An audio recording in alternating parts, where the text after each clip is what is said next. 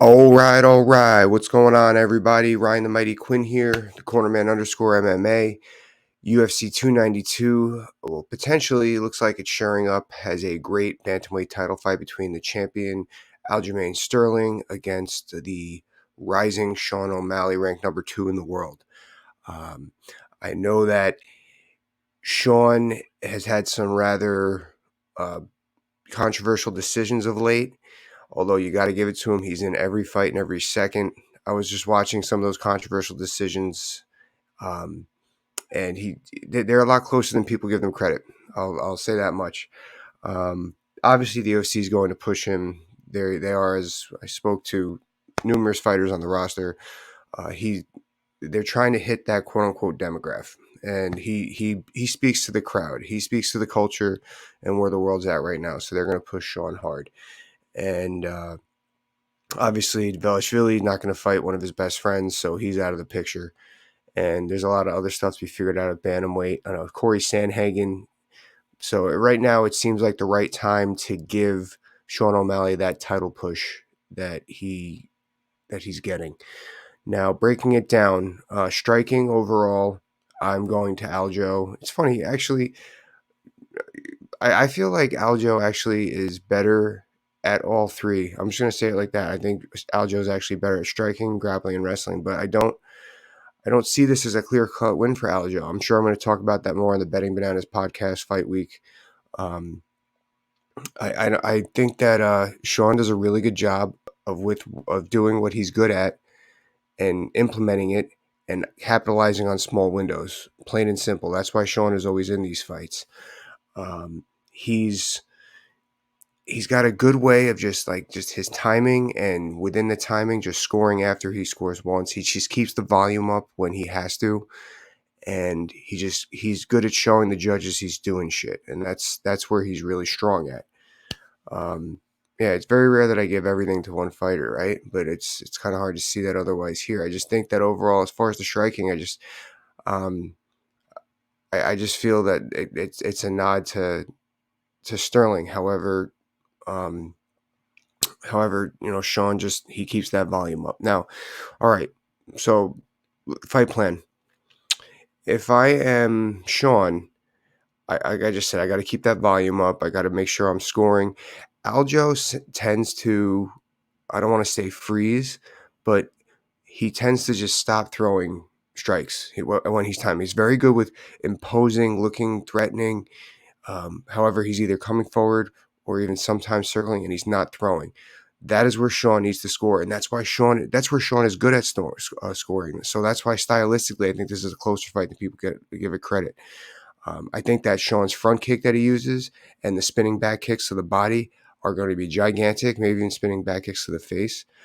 For this fight, Sean's very good at that. He's very zippy with those kicks and the calf kicks, because sometimes Aljo can get heavy on that front leg, and that's where he's got to score with those, and not be afraid to open up with the 1-2s and the 2-1s. Especially if Aljo's southpaw, 2-1, but then move that head slightly after. And then instead of, like you'll hear me say a lot, move your head, get offline, he needs to move his head and stay right where he's at, stand his ground. So develop a space for that front kick. I think that front kick is going to be hugely money, because it's going to create the proper distance for Sean, not for Aljo, while he's scoring with strikes. And then the 1-2s and the 2-1s. Um, I think that he's got a lot more straightforward striking accuracy than Aljamain Sterling does. Uh, Aljamain Sterling tends to have a lot of angles and a lot of counter. Well, we'll just get into Aljo's game plan. So how does Aljo win this fight? So Aljo, like I said, and now, given what I just said about Sean, I don't necessarily think that Aljo needs to be first, even though I said Aljo kind of sometimes he stops with the volume. I don't necessarily think he needs to be first. Um, I think that if he's able to just impose just fluid boxing, he could do good counter striking off of Sean. Uh, which fight was it that I saw? It wasn't the Jan fight. I was just watching a fight last night with Aljo, where he did great counter striking that led stuff. And also, Aljo has underrated wrestling with the body locks and everything like that, and a pretty strong ground game, plain and simple. But if I'm Aljo, I would just be loose a little bit. I would make Sean work off my jabs, work off my straight lefts, work off maybe some kicks, and just see just enough to get Sean to open up. And then so you're going to start the combination, and then you're going to finish it with counter striking power. That's if I'm Aljo, I'm doing that. I'm going to force Sean or invite him to make mistakes. So just jabs, 1-2s, feints, get Sean to throw with that volume I spoke about, and then counter off it. Now, adjustments. Let's go straight to Aljo's adjustments. So if Aljo is somehow losing this fight, it's because Sean is winning in here. Sean is winning straight up the middle for those of you listening on audio. He's going the 1-2s up. He's throwing the calf kick sippies, then 1-2s. He's throwing straight body kicks up the middle. And he's just capitalizing that window, and he's keeping that distance. That's good for him.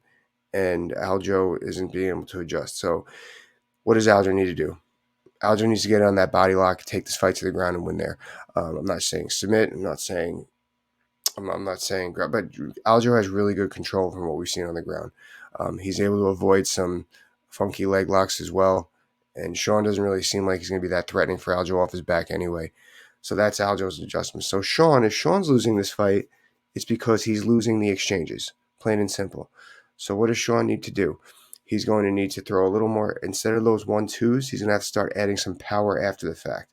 What am I talking about? Right hooks, left hooks, uppercuts, knees, which actually both guys have really good knees. I just don't see flying knees being utilized here for either men against each other. I feel like that they're going to negate each other in that aspect. So so he's going to go from the straight punches. He's losing the exchanges to throw some counter hooks, some bob and weave hooks, maybe clinch to the knees as opposed to the flying outside knees. Although Aljo is pretty strong, he could still utilize that Muay Thai clinch game and try to score there, use his cuts with elbows, knees, junk like that. That's the adjustments that I'm making if I'm Sean O'Malley. Anyway, great fight. Really looking forward to it. A bunch of great stuff coming up this summer, obviously. And I'll see you next time, guys. Please like, subscribe, and share. Thank you.